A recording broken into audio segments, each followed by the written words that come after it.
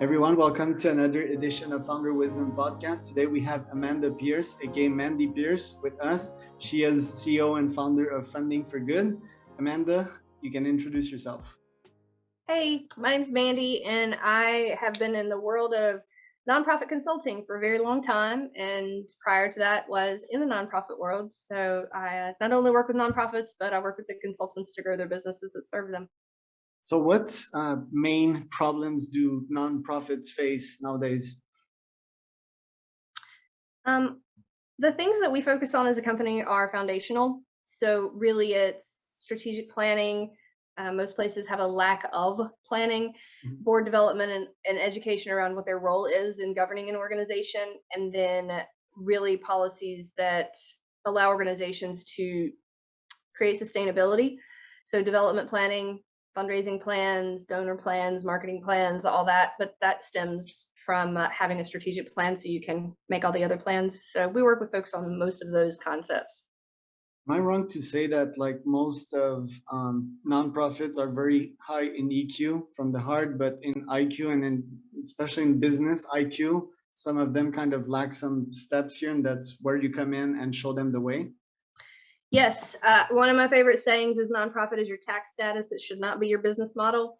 And most nonprofit founders don't understand that because, like you said, they're coming at it from the heart. They're not using it as a business.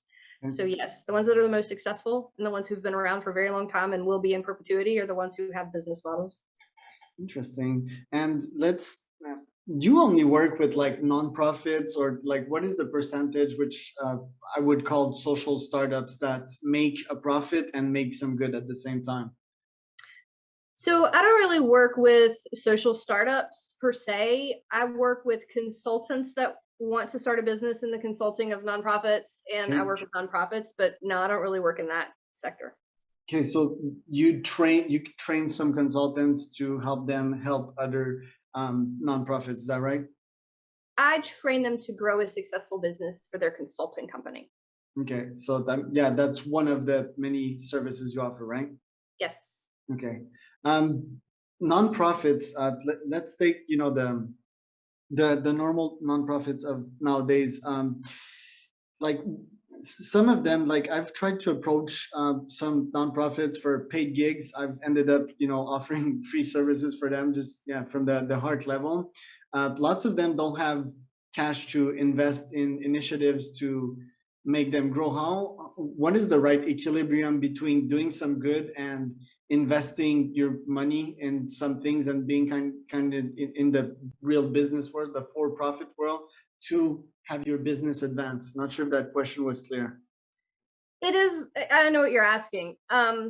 Really, the largest problem that I see in the nonprofit world, as far as folks that always say, oh, we need that for free because we're a nonprofit, or oh, we need a discount on that because we're a nonprofit. It's, again, they don't have the business mindset, and they've been sort of trained to think you have to operate on a shoestring budget. You can't ask people for money. You have to have a balanced budget. You can't have money left over at the end of the year. You can't generate an actual profit, which is very not true. You can generate a profit. You should not have a balanced budget. You should make money. You should have reserves, operating reserves for 3 to 6 months at a minimum. I mean, those things help your organization be viable. Foundations, funders, donors, businesses, corporate sponsors, those folks don't want to give to someone whose doors are about to close. And when you're always in begging mode, like, oh, we're not going to be able to keep our doors open if you don't give us money, nobody wants to support that. People want to support organizations that are going to be around, that are going to thrive, and that can continue to serve more people and have a greater impact, which is why you see organizations like the Red Cross and the YMCA and UNICEF and Charity Water. Those organizations are huge. They're also nonprofits. That's what I was about to ask. What are great examples? And Charity Water, I read the book. It was very good. Pearce. Yeah, that's amazing. That the fact that the guy wrote the book, his events are incredible. I've heard that he had people like carry jugs of water to see just how it feels like to walk as an African that is not near anywhere near a source of water. I'm laughing, but this is no jokes. Like water. I mean, it's essential. I'm training for an Ironman right now. I must drink like 7 liters of water, and they don't even drink one per day. So, these could be examples of nonprofits that are well managed. Is there a danger to getting too big, like the Red Cross or UNICEF? Is there a danger of mismanagement and too much bureaucracy in those organizations? How do these orgs stay lean and fit and agile? I think it completely depends on who is governing the organization and the policies and procedures they have in place. Checks and balances are important in any business. And one of the unique factors in nonprofits is their boards typically have turnover every so many years, which means they have to re-educate. They have to make sure they have consensus and everybody's on the same page with what they are doing, how they're doing it, and what they want to do going forward. And that can get messy. But if there is the correct balance of policies and procedures, checks and balances, and those things are constantly reviewed, it is very possible for a nonprofit organization to run smoothly in perpetuity. But I think with any organization, for profit, nonprofit, the bigger you get, the more opportunity you have for issues of any kind. So I don't think that that's unique to the nonprofit world. Why is there such a high turnover? Is it because people come in and are like, yeah, I'm going to do something great here. I'm going to take a 50% salary hit, and that's going to be fine because I want to do something from the heart. And then they realize that money is still important from them. Yep. So right now we're experiencing something that you've probably heard about called the Great Resignation. And there are tons of people leaving the nonprofit sector for a couple of reasons. One, baby boomers are retiring, and a lot of them are the executive leadership in many nonprofits. And there's nobody to replace them. There's nobody really with their experience that's going to step in and take those jobs. We have people leaving the nonprofit sector because they're tired of working from the heart, right? The heart doesn't pay the bills. So they're tired of saying, we have to work 60 hours a week, but we only get paid for 40 hours a week. And we can make more money in the private sector with benefits and bonuses and all these things that don't exist in a majority of the nonprofit sector. The nonprofit sector also has challenges with when they get grant funding, for example, and they have grant funding for 3 years. Well, you can't go back to that foundation and be like, hey, I need more money because I need to give an increase to my staff. I need a salary increase, or the cost of living has gone up, or gas is astronomical. So they have limited abilities to compete with the private sector and what it can offer as compensation and benefits. So a lot of people are also really burnt out on working 24/7 and having to be available 24/7. And a lot of nonprofit work is service work, which means you're going to get called at home. You're going to get texted at home. You've got crisis on a regular basis. And so there's not really that it's not separation of church and state. It's separation of work and home. And people don't want you to bring your home to work, but people expect you to bring your work to home. And people are getting tired of it. They're like, we got to have a life here. People look at European countries who have all this amazing vacation time and all this wonderful family time and all this maternity and paternity leave and all these benefits. And they're like, why do we not have that in America? And so I think there's just a lot of turmoil in the nonprofit world right now. And I'm not sure what's going to happen with that. Well, I mean, I'm asking myself as I'm listening to you, is the future of nonprofit social startups, like business that are truly run as businesses, there's profits. Yes, you don't have access to grants. I mean, you can still have a donate page when you're a social startup, but is that the future of nonprofits? I don't think so. I think there's always a need for service-focused industries that are mission-based. And I don't know that there's going to be a for-profit business model for feeding the hungry. I don't know that there's going to be a for-profit business model for the homeless. There's medical missions, like not a hospital, but like your local Christian ministry or whatever, where you can go get discounted dental service, where you can go get discounted meds, where you can go get whatever. I don't really see that happening from a social startup, but I do think that there are different business models, and there's around 30 in the US alone. There's around 30,000 nonprofits that close their doors every year because of financial issues, but there's just as many that start every year. There's 1.2 million nonprofits in the US alone right now, and they're all competing for the same resources, the same people to serve on their boards, the same foundations to support the work they do, the same individuals to attend their events. So, I'm not sure how much the nonprofit sector can actually grow. It might morph, but there's a limited number of resources. And as baby boomers pass away, a lot of the individual donors that have always supported nonprofits, they're not going to be replaced because there are not enough people in the next generation to replace the number of baby boomers we had. Okay, I'm gonna try to make a case for social startups. So first, if you discount heavily something, whether it's a homeless person or people that don't have food, if you have them pay something, at least they will know the value of it, and that could force a better reintegration in the society. Yes, if they get something for free, they might learn the behaviors that everything is free and easy. Right. Second, if your business, it forces innovation when you're on tight budgets. Well, it's the same principle, but on the other side of the medal, if you're a nonprofit and you keep being fed free money by the government, you're not really going to innovate and create new stuff, which drives humanity and innovation, and which ultimately um, drives poverty out and food shortages. For example, I don't have like specific stats, but do you think any of what I'm saying here makes sense? Um, I think there's a misconception that nonprofits get government money. Um, Most nonprofits don't get government money, Okay. and the ones that do, it's A, it's hard to get, and B, there's a ton of work that goes into it. Like Okay. managing federal money is hiring staff and reporting and keeping up with metrics about what impact you're creating, which is awesome. And it does create awesome stuff. But when that federal money goes away because of a change of administration, and now the new administration is really more focused on defense than they are on obesity in children or whatever, then those dollars go away. And then those organizations struggle even more because what they've been relying on to support them is gone. And so they have to find replacements. That's the bit that people don't understand. People are like, "Ooh, I'm gonna start a nonprofit and I'll be able to pay my own salary forever and I don't have to work for anybody else." It's really hard work to raise money. You have to have a board, which is like, multiple people that are your boss, not just one. You have to train them. You have to train the new ones because they rotate all the time. Your organization has to be transparent to the community. You have to have financials that everybody can look at. You have to file your taxes and everybody can go online and see them. You have to report where you got your money from. You have to report what you spent your money on. Private businesses don't have to do that. And so it's an amazing amount of work, and people don't understand that. I'm a nonprofit consultant, and I can tell you right now, there's not enough money on the planet for me to start a nonprofit. Nope. And it's an incredible amount of work. And so most of the time when people come to me and be like, "Oh, I have this great idea for a nonprofit," I'm like, "Do you?" And so I usually try to What's ahead.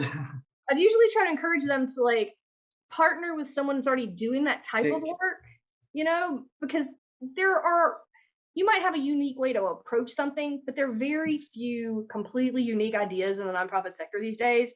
There are some, but there are not a lot of them.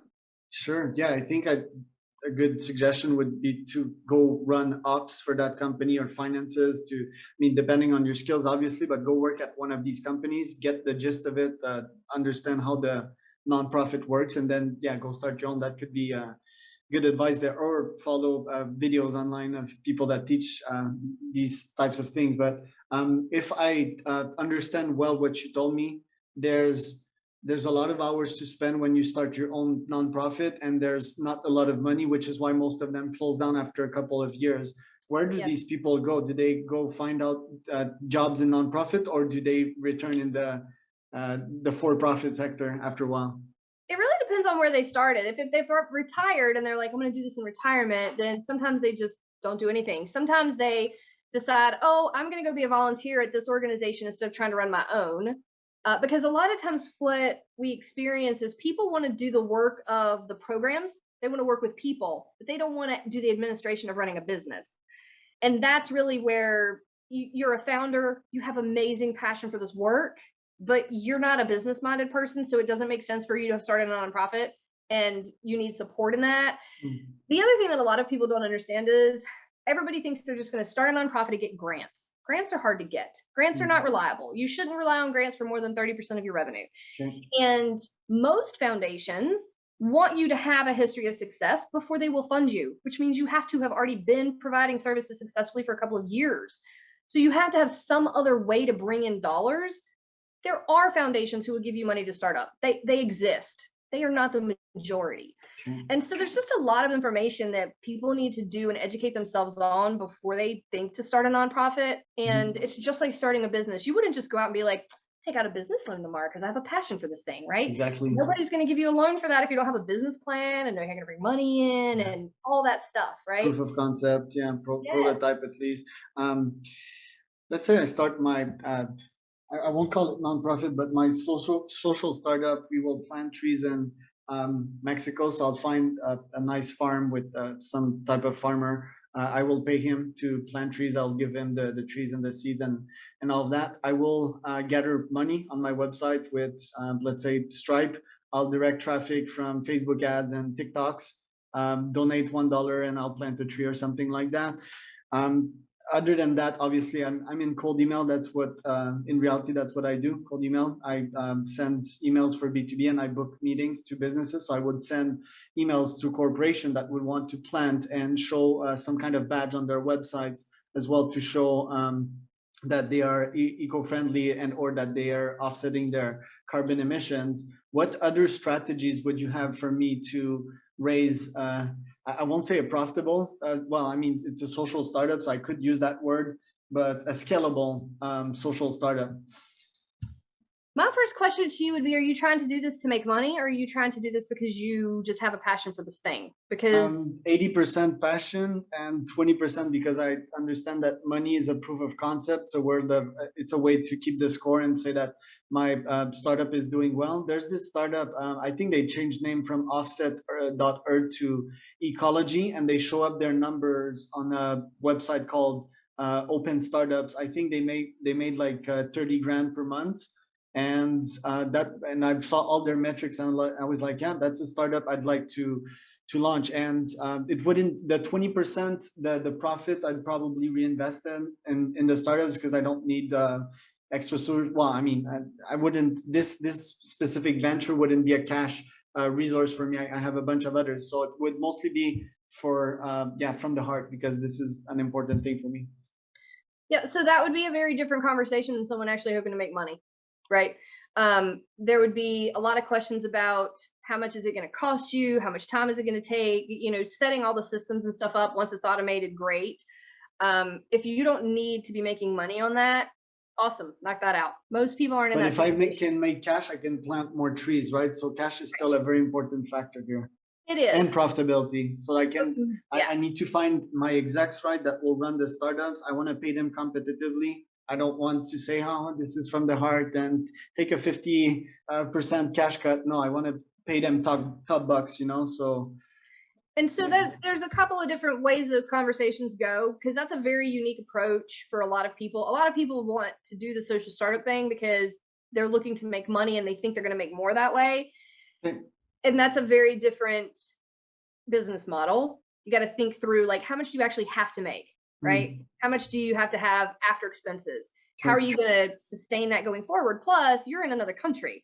So if you're doing work in another country and you're in the States, that's, you're targeting a different set of folks because they want a tax write-off. If you're getting companies from Mexico to support your work, it's not necessarily a tax write-off for them. I don't know how the Mexican write-off system works. In Europe, it's very different. So there's just a lot of different pieces to think through, and that would be a much larger conversation than just a simple quick answer. But am I on the right track with like TikTok ads, Facebook ads, cold email? Yeah, I mean, there's 1,000 ways to grow a business like that. And I would, depending on the field you're in, the contacts you have, and what you're trying to accomplish, I don't think there's a wrong answer. It's just everybody's got different resources, a different set of resources for that, and it would just be looking at yours with what you want to accomplish. Yeah, and I mean, I'm getting like many insights through this conversation. One, which is that some people get in nonprofits to actually make money, which is surprising to me, and which is wrong to me. And the second, I mean, all judgments aside. And the second thing, they run that business. But that's a counterpoint. They run the business like if it's a nonprofit. I would run it like a predator, like the predator that I am in business. And I would want to be the best, and I'd be very competitive on how much trees and carbon emissions I can offset. I'd want to be the best at that. And most business, as you're telling me, they do not think that ways in the nonprofit sector. Let me share a thought that may or may not change your outlook on nonprofits wanting to make money. So in the US specifically, I don't know, I can't speak to every country. Um, if a nonprofit makes money, like if they have money left over after their budget at the end of the year, that's a good thing because they are a community owned organization. Mhm. They're a they're created and owned by the community. That's why the board members are a representative of the community, and that's why the board members change over time. They're not owned Okay. by one person. Okay. And so the more they make, that stays with the company. That doesn't go with any person. Okay. So the more they make, the greater the impact they can have. Okay. So if someone starts a nonprofit with the goal of making money, that means the ultimate goal is creating a greater impact. Oh, got it. So it's a good thing if it's done the right way. And the problem is most people in the nonprofit sector don't think they can or should make money, which is why so many of them don't thrive. Okay, so maybe I got you wrong. I got you from the point of people get in nonprofits because they think that they can make the same salary, but have an impact at the same time. Is that the mentality most nonprofit owners have? I think most nonprofit owners feel like they have to donate their time or they Okay. have to get paid like nothing to do the work they're doing, which is inaccurate. And it also annoys me when people are like, oh my God, I can't believe that CEO makes $120,000. They work for a nonprofit.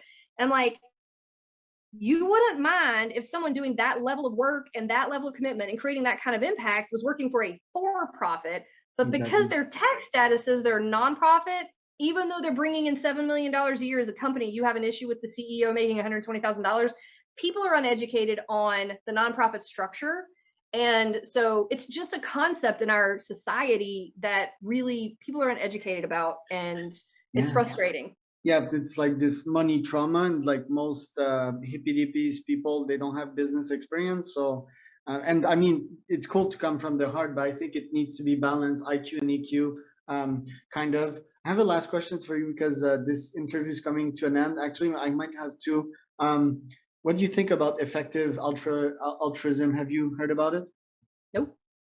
It's basically this Oxford PhD that made a research on how to donate effectively your money. For example, will I donate $100 to have this kid ride in a Batman Lamborghini because that's his dream? Actually, it's not $100; it's more like $10,000.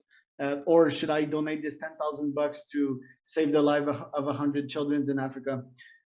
So it's an interesting philosophy, kind of. To me, that is the future of nonprofits and effective donations. Because a lot of us donate our money, but ineffectively, and we don't track the progress of our donations. And that's another aspect that I felt that was very much well covered in Charity Water book. They show, for example, that your $100 contribution helped plant 10 wells in Africa, and you can see even some names of the children that you helped, for example. So that I thought that was pretty cool. Any comments on that? So in the nonprofit sector, we call that sharing impact in ways that generates income and interest. So they're doing a great job at Charity Water with donor relations. And they're really telling you, like, this is what we can do with your dollar. And then when you make a gift, they tell you what they did with your gift. Scott Harrison, CEO of Charity Water, he does an amazing job with that. And their entire organization is in the top 30 in the nation or the world for nonprofit stuff. Everything from their mission statement being exactly the style that people should be using, to their marketing, to their impact reporting. And so I agree with you. Sharing impact is huge. It keeps donors coming back, and it creates interest in what you're doing. If I gave you the stage and in the audience there was 100 nonprofit founders, what would you tell them? What's the reason for getting together?